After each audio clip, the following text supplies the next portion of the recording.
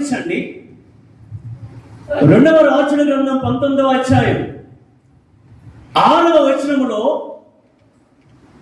యెషయా గారి దగ్గరికి కొంతమంది సేవకులు పంపబడ్డారు. యెషయా దేవుని ప్రవక్త. ఆ ప్రవక్త దగ్గరికి దేవుని పనివారు పంపబడ్డారు. ఆ పనివారిని యోధా దేశపు రాజైన హిజ్కియా గారు పంపించారు. రాజుగారు ఎందుకు దైవజనుడి దగ్గరికి, ప్రవక్త దగ్గరికి ఈ సేవకులను పంపించి ఉన్నారయ్యా అంటే, ఒక దేశపు రాజు సన్హెరీబు అష్షూరు దేశాన్ని పాలన చేసినటువంటి ఆయన కొంతమంది సేవకుల్ని యోదయ దేశానికి పంపించి, ఒరే బాబు, హిజ్కియా రాజు మిమ్మల్ని కాపాడలేడు, మీరు ఏ యెహోవా దేవునైతే నమ్ముకున్నారో ఆ యెహోవా దేవుడు మిమ్మల్ని రక్షించలేడు అని చెప్పి సన్హెరీబు పంపిన సేవకులు, ముఖ్యంగా వారిలో ఉన్నటువంటి రబ్షకే అనేటువంటి ఒక ఆయన ఆ మాటల చేత వారి హృదయమును భయపెట్టారు అనే సందేశాన్ని మనం అందరం కూడా గమనించాలి అని తెలియజేస్తున్నాను. అష్షూరు దేశపు రాజు తన సేవకులను పంపించాడు యోదయ దేశం. ఆ సేవకులు సిరియా దేశపు భాషలో మాట్లాడారు. తదుపరి, బాబు మాకు కూడా యోదయ భాష వచ్చు, సిరియా భాష వచ్చు అని చెప్పి సేవకులు, హిజ్కియా సేవకులు చెప్పినప్పుడు అక్కడ యోదయ భాషలో మాట్లాడారు.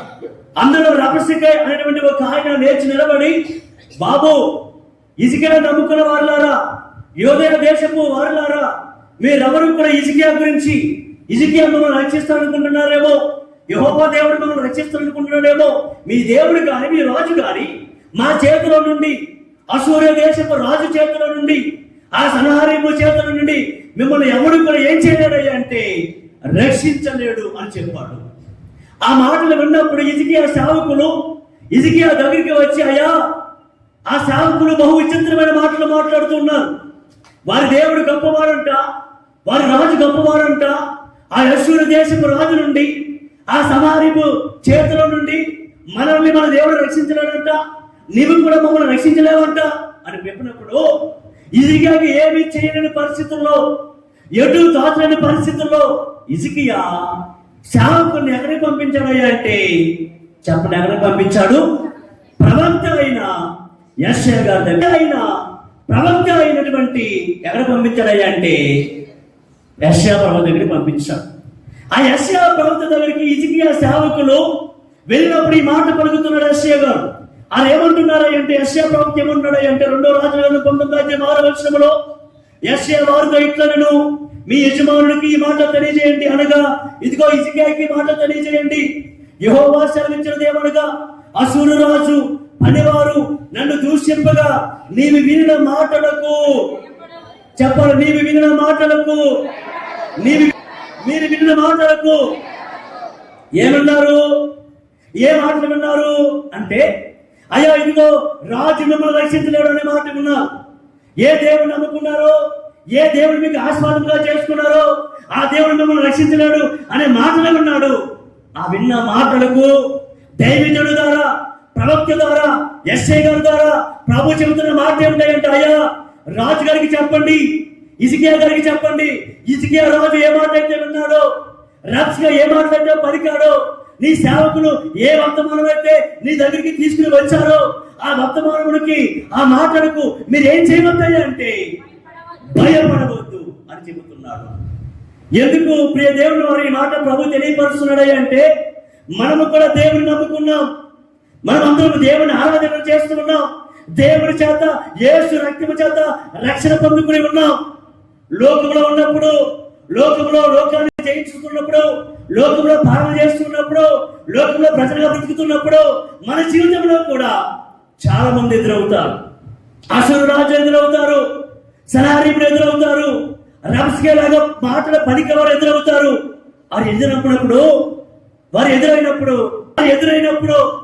ఎదురైనప్పుడు మనము కూడా వారి మాటలు విన్నప్పుడు ఆ మాటలను బట్టి మన జీవితంలో, మన ఈ లోక యాత్రలో మనం కూడా ఏమైపోతామయ్యా అంటే, విన్న మాటలను బట్టి, లేకపోతే ఎవరైనా విన్న మాటలు బట్టి ఏమైపోతాం?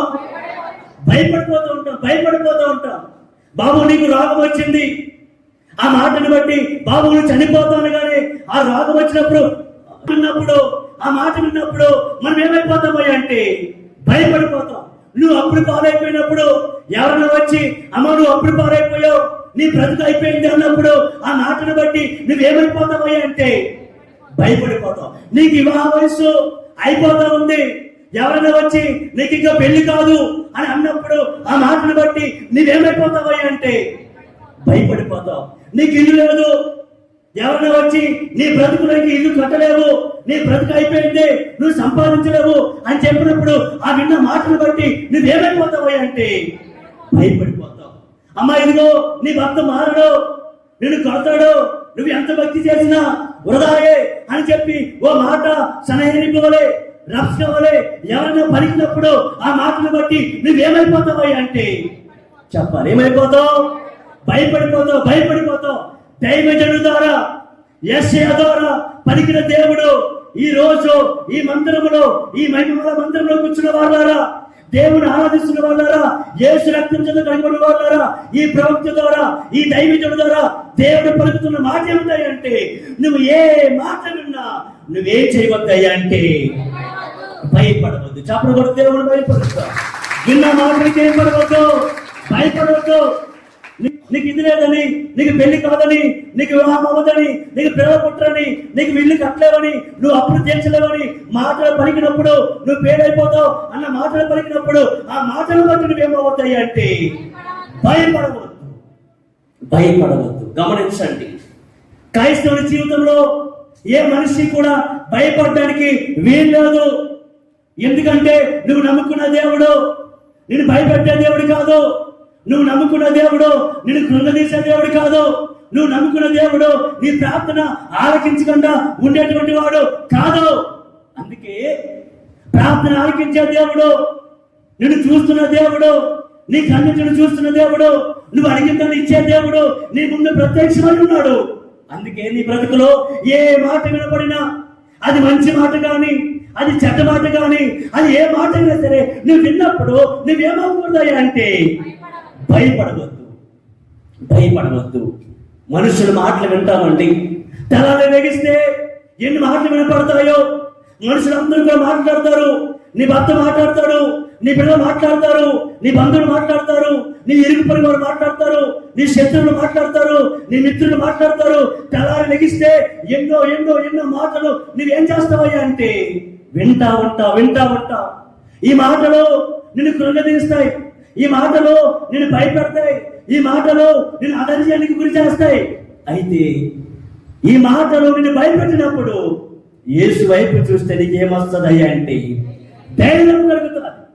యేసు వైపు చూస్తే భయం పోతుంది. వారు ప్రవక్త దగ్గరికి వెళ్ళారు, ఆ ప్రవక్త ద్వారా విచారణ చేశారు. ఆ విచారణ చేసిన తర్వాత ప్రవక్త అన్నాడు, యజమానికి తెలియపరచండి, హిజ్కియా రాజుకి తెలియపరచండి. మందిరంలో కూర్చున్నాడు, గోనె పట్టు కట్టుకున్నాడు, ఉపవాస ప్రార్థన చేస్తున్నాడు మందిరంలో హిజ్కియా రాజు. అతనికి వెళ్ళి తెలియపరచండి, రాజా నువ్వు విన్న మాటను బట్టి ఏమవుతాయి అంటే భయపడతావు అని చెబుతున్నాడు.